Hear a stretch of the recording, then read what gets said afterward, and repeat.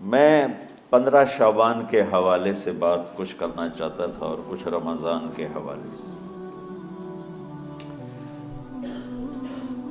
15 شعبان کی رات میں ہمارے ملکوں میں، جو ہمارے عجمی ملک ہیں، اس میں وہ کچھ ہو رہا ہے جو نہ میرے نبی نے کیا، نہ صحابہ نے کیا، نہ تابعین نے کیا۔ عجیب و غریب عبادات گھڑ لی ہیں، عجیب و غریب اس کے اعمال بنا لیے ہیں اپنی طرف سے، اور مسجدیں بھری ہوتی ہیں اور روشنیاں لگی ہوتی ہیں اور وہ آتش بازی ہو رہی ہوتی ہے۔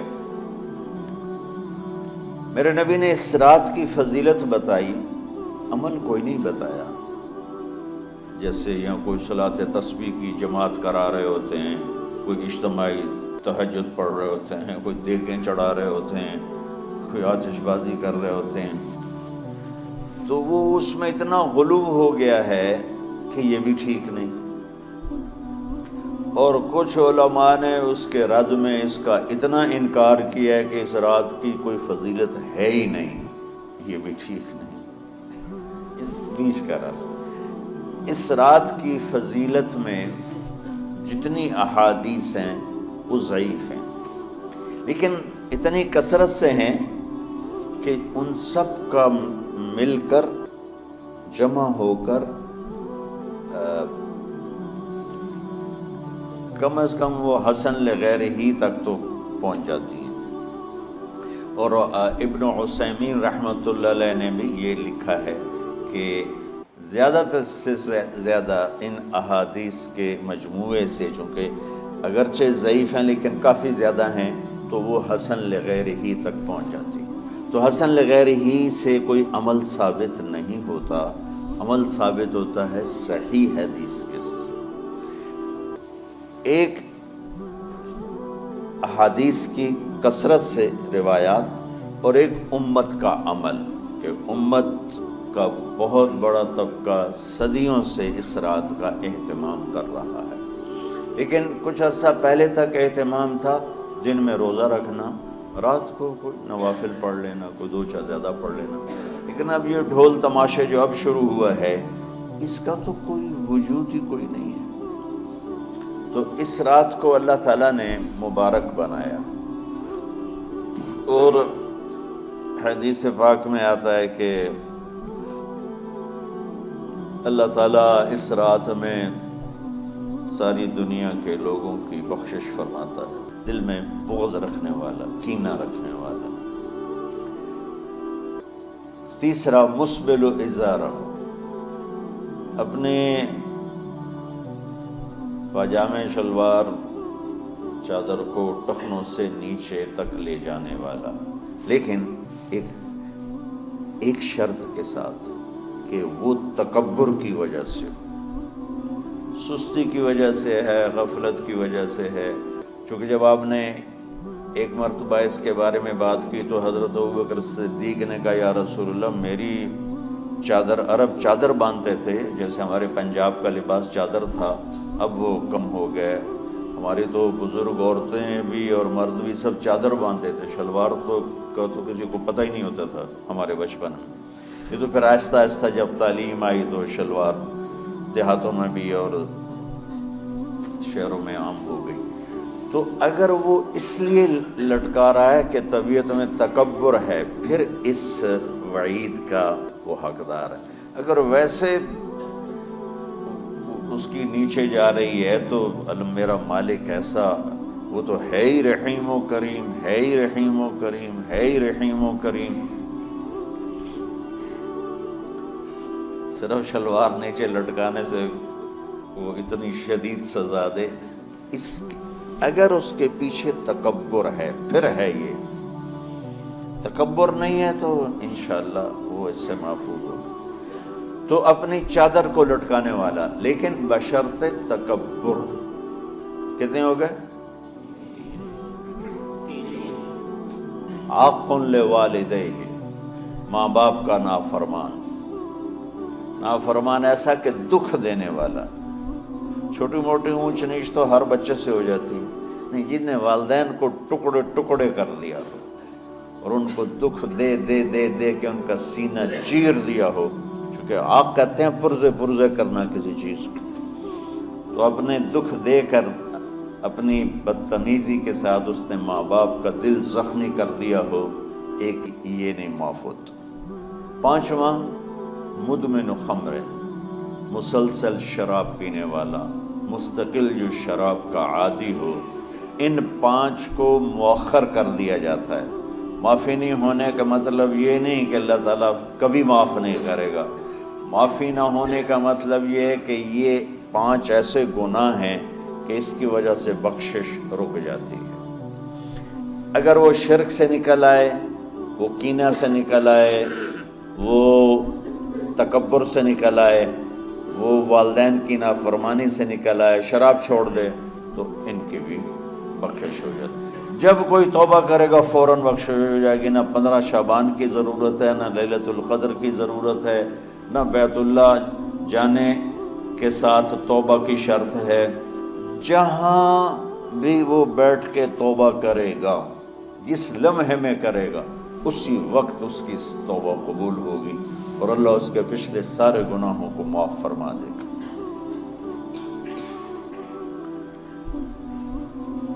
دن کا روزہ، رات کا قیام، زیادہ زیادہ قیام سے مراد نوافل ہیں، کوئی گھر میں پڑھ لے، کوئی مسجد میں پڑھ لے۔ نوافل، نفلی عبادات گھر میں ہی افضل ہوتی ہیں۔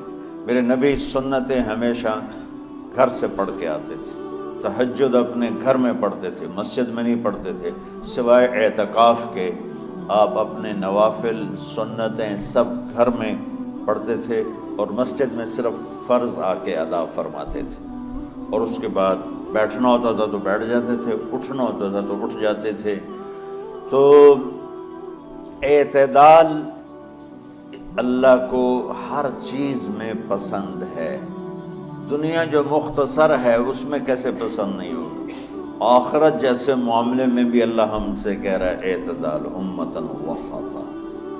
ایسے عیسائیوں کی طرح ترک دنیا بھی نہ کرو، یہودیوں کی طرح دنیا کے پیچھے نہ پڑ جاؤ، رزق حلال بھی کماؤ، اپنے بچوں کو بھی دیکھو، اپنے فرائض کو بھی دیکھو جو دنیاوی ہیں، اور اللہ سے بھی اپنا معاملہ ٹھیک کرو اور درست کرو۔ بعد کے زمانے میں صحابہ کے بعد سے ہی ایک انتہا پسندی امت میں آئی، ساری ساری رات جاگنا۔ فلاں بزرگ تھے، وہ رسے سے اپنے بالوں کو باندھ لیتے تھے کہ نماز پڑھتے پڑھتے جب نیند آئے اور جھٹکا لگے تو رسے سے بندھے ہوئے بالوں سے اس جھٹکے سے تکلیف ہو اور ان کی آنکھ کھل جائے اور پھر نفلوں میں شروع ہو جائے۔ ایک فلاں بزرگ تھے، وہ اپنے آنکھوں میں نمک کا سرما لگاتے تھے تاکہ آنکھیں جل جائیں، وہ اس میں وہ جلن پیدا ہو جائے اور نیند اڑ جائے۔ یہ ایسے واقعات بھرے پڑے ہیں۔ فلاں بزرگ تھے، انہوں نے 30 سال عشاء کے وضو سے فجر کی نماز ادا کی۔ یہ اپنی جگہ پہ بزرگی ہے، لیکن یہ بھائیو یہ دین ہم پیش نہیں کر سکتے۔ فلاں بزرگ تھے، وہ 30 سال سے ستو کھا رہے تھے کہ روٹی کھانے اور ستو کھانے میں 70 دفعہ سبحان اللہ کا فرق پڑ جاتا ہے، تو روٹی کھائیں تو 70 دفعہ سبحان اللہ کم کہہ سکتے ہیں، اور ستو کھائیں تو 70 دفعہ سبحان اللہ زیادہ کہہ سکتے ہیں۔ تو لہٰذا ان کا مجھے تو 30 سال ہو گئے، میں تو ستو کھا رہا ہوں، میں تو روٹی نہیں کھا رہا۔ یہ دین نہیں ہے، یعنی یہ وہ دین نہیں جو ہم انسانیت کو پیش کر سکتے۔ یہ تو لوگوں کو دوڑانے والی بات۔ اور ایک آدمی ایک بزرگ سے ملنے گیا تو وہ نوافل پڑھ رہے تھے، وہ ظہر سے عصر تک نفل پڑھتے رہے، وہ ان کے انتظار میں بیٹھا رہا، پھر عصر سے مغرب تک وہ مراقبہ کرتے رہے، وہ انتظار میں بیٹھا رہا، پھر مغرب سے عشاء تک وہ نفل پڑھتے رہے، وہ بیچارہ انتظار کرتا رہا، پھر عشاء کے بعد پھر نفل شروع کیے تو تہجد تک نفل پڑھتے گئے، اور وہ بیچارہ پیچھے بیٹھا ہوا، تو تہجد کے آخر میں ان کی مصلی پہ بیٹھے بیٹھے ایسے اونگ آ گئی، تو یوں جھٹکا لگا تو کہا یا اللہ میں اس آنکھ سے پناہ مانگتا ہوں جو سونے سے اس کا دل ہی نہیں بھرتا۔ اور پھر اس کے بعد فجر کی نماز پڑھ کے اشراق تک بیٹھے رہے، پھر اشراق پڑھے، اخیر وہ بیچارہ اٹھی کے واپس آ گیا، کہ لگتا ہے نام ویل ہی کوئی نہیں۔ تو وہ اس نے کسی سے پوچھا کہ یہ بزرگ کب سے یہ کر رہے ہیں؟ کہ پچھلے 30 سال سے کر رہے ہیں۔ یہ راہبانیت کی شکل ہے، یہ وہ دین نہیں جو ہم لوگوں کو پیش کریں گے تو وہ کہیں گے واہ واہ واہ واہ کیا دین ہے بھائی، قبول کرو۔ یہ ایک قسم کا غلو آیا۔ میں ایک حدیث سناتا ہوں، بخاری شریف میں بھی ہے، مجھے اب ہر شے بھول گئی، لیکن وہ ہے نہی الغلو، اس طرح کر کے آپ لوگ زیادہ جانتے ہوں گے جو پڑھ رہے ہیں، کہ غلو سے نہیں۔ حدیث آپ کو سب کو یاد ہوگی کہ 3 صحابہ آئے اللہ کے نبی کے گھر اور پوچھا کہ اللہ کے نبی رات کیسے گزارتے؟ تو گھر والوں نے کہا سوتے بھی ہیں، جاگتے بھی ہیں، کھاتے بھی ہیں۔